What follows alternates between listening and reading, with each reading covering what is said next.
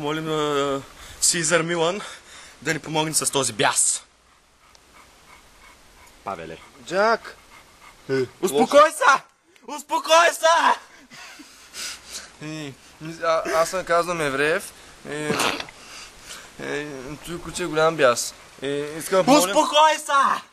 Искам да помолим National Geographic и Сизар Милан да дойде да ни помогне с това куче, защото куче от една година няма управяне.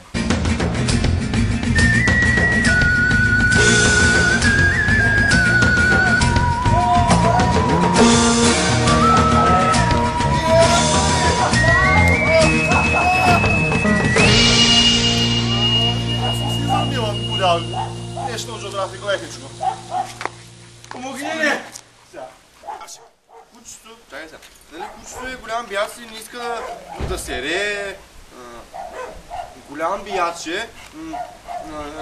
Жълбите му са зъбите и се дърпа. Предишният собственик го използва за бой с петли. Заповядай. Сега ще усетиш от моята енергия, Павеле. Трябва да се успокои, да не правите зрителен контакт и просто да му предадете енергията през каишката, лекичко.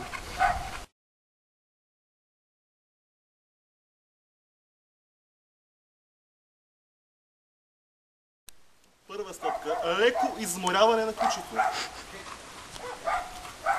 Не трябва да му позволявате да бъде пред вас.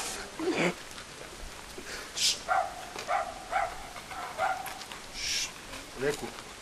Леко, лекичко, без напрежение. Така.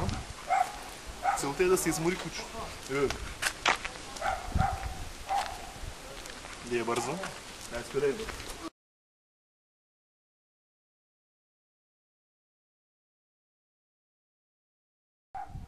Да го предотвратим нежелания реакция.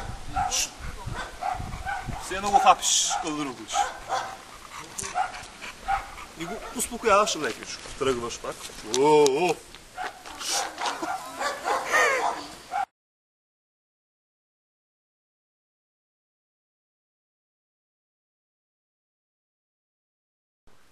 Трябва да сте лидера на глутницата, лекичко.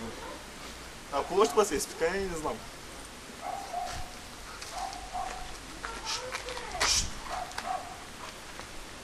Лекичко. Леко! Еми, това е друго тя там. Лекичко.